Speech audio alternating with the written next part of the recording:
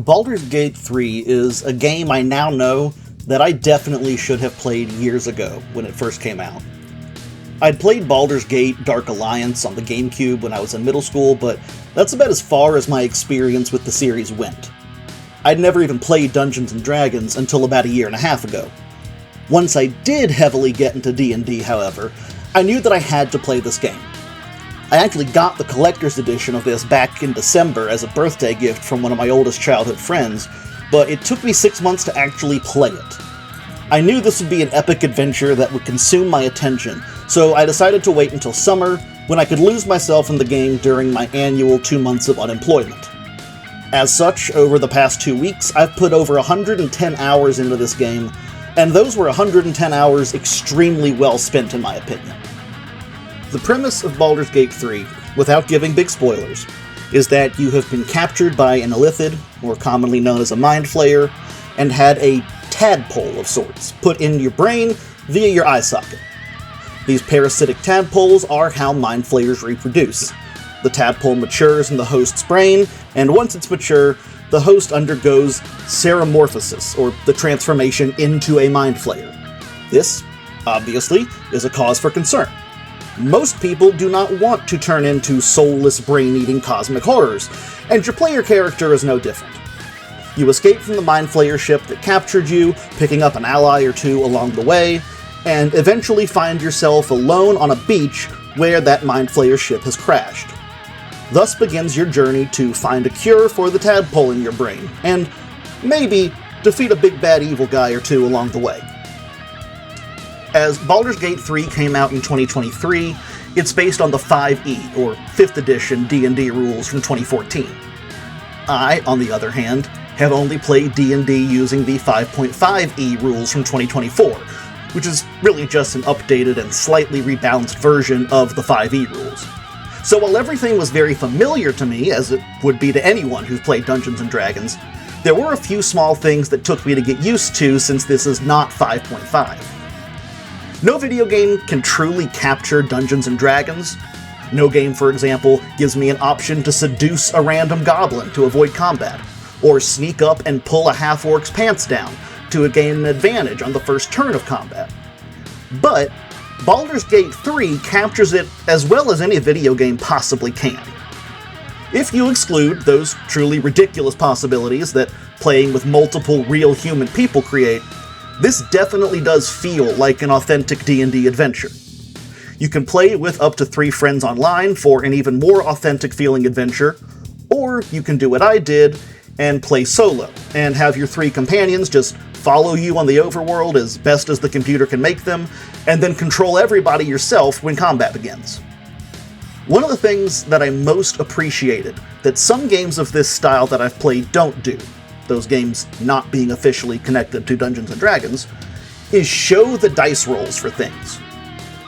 It doesn't show you die rolls to hit with attacks or to roll for damage, but for a skill check, persuading someone to do something or picking a lock, for example, it does show you a d20 rolling and adds your bonuses to it to show whether you succeed or fail based on that roll's difficulty class. I do wish that attack rolls, saving throws, etc. had been animated as well, but I love that any d20 check was animated, and animated so well at that. The best thing, in my opinion, about Baldur's Gate 3 is also the best thing for me about Dungeons & Dragons in general.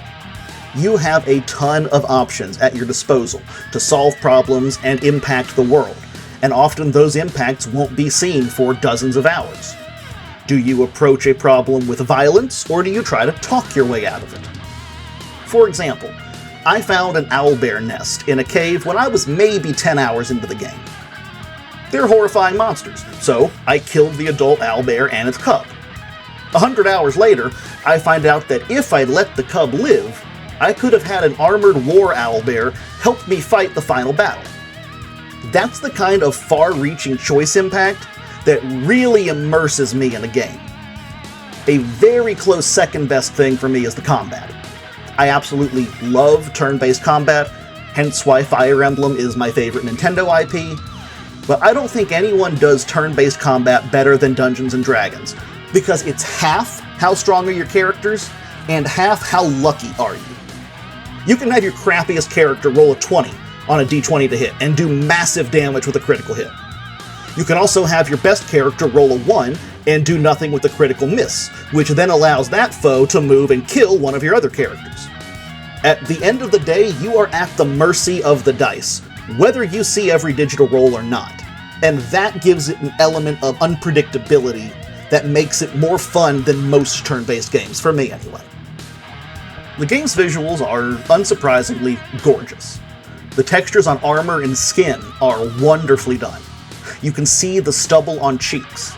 You can see that Dragonborn and Kobolds have tough, scaly skin. And you can see how smooth and slimy a Mind Flayer's tentacles are. As one should be able to expect from any decent fantasy game by this point, the music is absolutely top tier, especially in a particular optional boss fight against a certain infernal character. The effects, both visual and auditory, for the spells gives them a real, tangible feeling of power. When I cast Disintegrate, I can feel the impact of that force damage. And when I cast Fireball, I can see the smoldering and burning of the ground and objects nearby where the spell attack hit.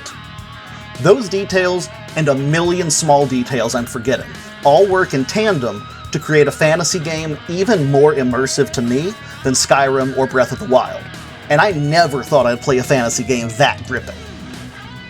Baldur's Gate 3 is an absolute masterpiece. There is no better way to describe it.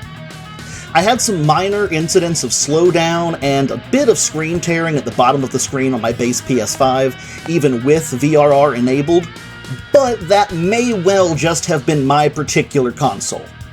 I have an extremely finicky and temperamental PS5. Even with that, though, this might be my new all-time favorite game. It's definitely at worst in my top 5. If you're already into Dungeons & Dragons, this game is a perfect way to scratch that itch when your party can't seem to get on the same page with scheduling the next session. If you've never played D&D, or you used to but don't have a group right now, Baldur's Gate 3 can definitely give you a good introduction or scratch that itch for you. The Xbox and PlayStation releases have official mod support, so while you'll obviously not get access to the full absurdity of PC modding, there are still hundreds and hundreds of mods to browse, with everything from serious mods that attempt to bring the game up to the 5.5e rule set, all the way to stupid funny mods that let your druid wild shape into a car, or give your character an unnecessarily large ballpark frank. Unfortunately, Switch and Switch 2 players are left out here, although the remasters of the first 2 Baldur's Gate games are on Switch. But if you have a Series X, a PS5, or a gaming PC, you need to experience Baldur's Gate 3.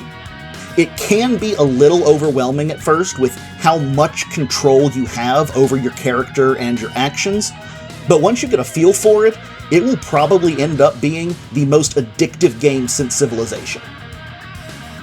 My rating for Baldur's Gate 3 for PlayStation 5, Xbox Series X, and PC is an S.